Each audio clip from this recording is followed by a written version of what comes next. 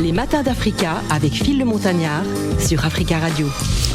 Les matins d'Africa, on va s'intéresser à un ouvrage, une fresque congolaise, signée Richard Osoma Lemois, qui est juriste de formation. Richard Osoma Lemois est diplômé de l'université de Brazzaville. Sa passion pour les belles lettres illustre l'incroyable éclectisme de l'agent de maîtrise, qui signe également d'autres ouvrages, romans et théâtre. Et aujourd'hui, on va parler de cette fresque congolaise. Bonjour et bienvenue. Bonjour, merci. Alors, présentez-nous cette fresque congolaise. Fresque congolaise, c'est un ouvrage très intéressant. C'est mon deuxième essai littéraire. Il est classé sociologie politique. Fresque, en littérature pure, c'est l'image d'un tableau prestigieux. Ouais. Et fresque congolaise, pour moi, c'est dans cet ouvrage, c'est les activités de la première dame du Congo-Brazzaville qui rentre en ligne de compte de l'écriture de l'histoire nationale congolaise. Pourquoi mettre en lumière justement les activités de la première dame ? Oui, la première dame du Congo-Brazzaville mène une action sociale. Oui. Et elle s'est identifiée très rapidement par sa fondation Congo Assistance, qui a pour objectif d'aider les personnes défavorisées et les enfants, les populations favorisées. Ça a évolué dans le temps. Parce qu'au début, c'était juste, pendant les années 80, 86 et tout, ça se limitait à des opérations coup de poing.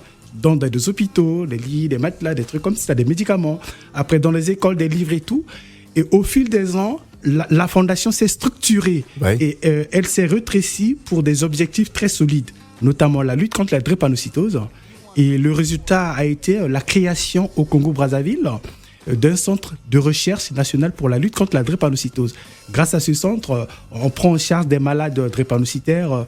Ils peuvent vivre longtemps. C'est plus au-delà de 18 ans, comme on disait, comme on les condamnait dans l'imaginaire collectif. Alors, elle est doyenne des épouses des chefs d'État africaines. Son personnage empathique est reconnu à travers le monde. Mais pourquoi mettre en place un ouvrage qui raconte un peu ces différentes actions ? Voilà.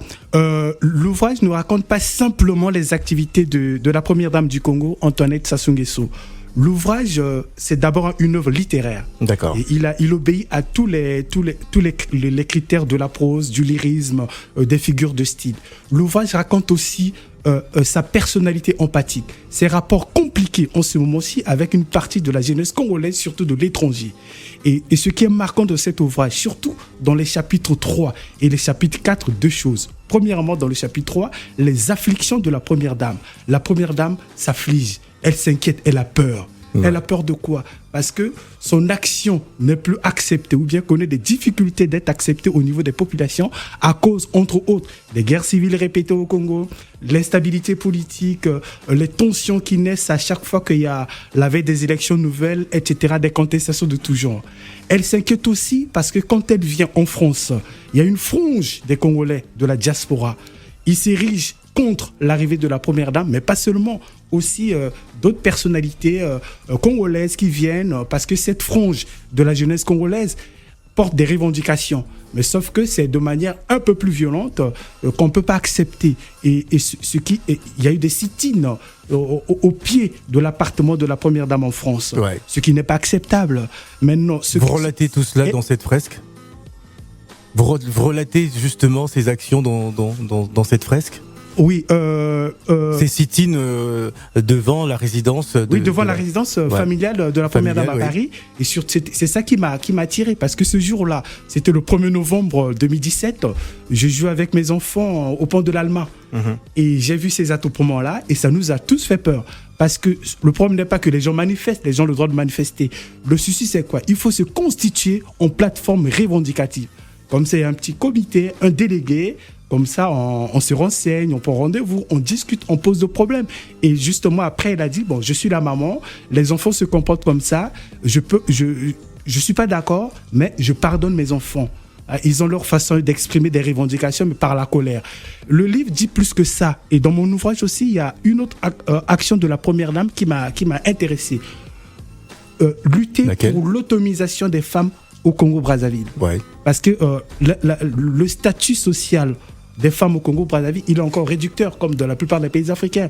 La femme est perçue beaucoup plus dans son rôle au foyer, plutôt que dans des actions de développement, contribuer à l'économie réelle. La femme se réduit toujours au commerce informel, alors qu'elle peut se structurer à travers une formation professionnelle, s'explorer dans une entreprise. Parce qu'au Congo-Brazzaville, les femmes n'occupent que des petits postes, comme on dit, que ce soit dans l'administration publique, dans des entreprises étatiques ou para-étatiques. Alors que le développement auquel nous aspirons en ce moment pour le continent passe par l'Afrique, parce que tous les rapports le disent. Le rapport de la francophonie de 2018, la convention de Beijing en Chine de l'année 2000, qui préconise à ce que en Afrique principalement, les femmes occupent des postes de responsabilité, que les femmes participent dans des instances dirigeantes, des syndicats, des associations, des fondations, mais des fondations vraiment structurées, pas des petites fondations qui se limitent aux actions coup de poing. Ça prend pas. Et voilà, donc Madame Antoinette a œuvré pour ça. Et son coup de colère qui m'a attiré aussi, c'était quelques mois après la mort du président Mandela. Il y avait une réunion des premières dames d'Afrique, parce que souvent quand il y a des sommets... Elle est la doyenne, de toute façon. Elle est la doyenne des femmes de chefs d'État. Justement, voilà ce qui est intéressant. Elle est la doyenne actuellement des premières dames d'Afrique. Elle a assisté au grand bouleversement de l'Afrique. D'abord, la chute du communisme, pour lequel le Congo-Brazzaville était communiste. Elle est rare des premières à avoir vu les 3 évêques de Rome, les 3 papes.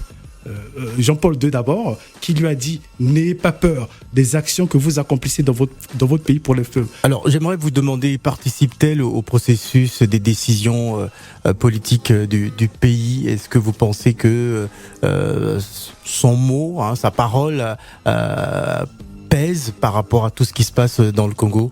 Oui, c'est ça sa force. Elle ne s'immisce pas dans des affaires politiques. Elle n'influence pas. Elle ne prend pas des melons face aux décisions qui se préparent au niveau du gouvernement et tout. Ce n'est pas son problème. Elle sait tracer une ligne. Elle est l'épouse du chef de l'État. Elle est dans l'humanitaire.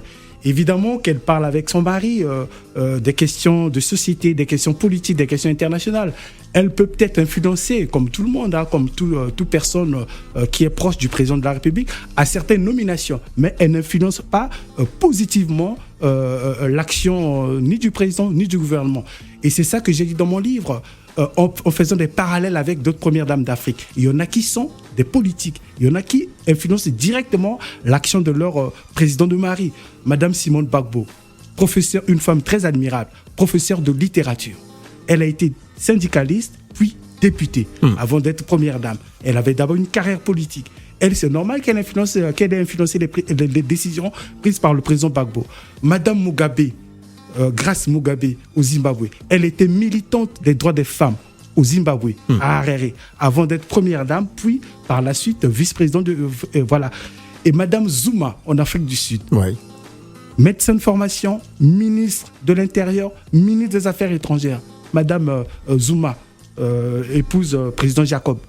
C'est normal aussi qu'elle ait influencé les décisions. Voilà. Mais Antoinette, par contre, elle s'est limitée dans l'engagement humanitaire au fait d'être au plus près des populations. Alors, pour se quitter, qu'est-ce qu'on devrait retenir de cette fresque congolaise, cet ouvrage qui est disponible ?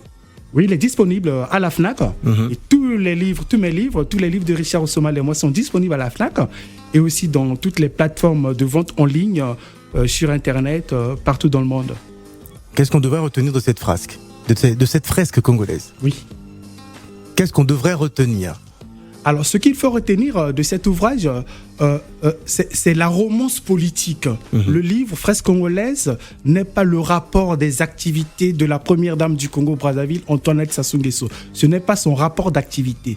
Fresque congolaise, ce n'est pas un répertoire des discours, des déclarations faites par la première dame.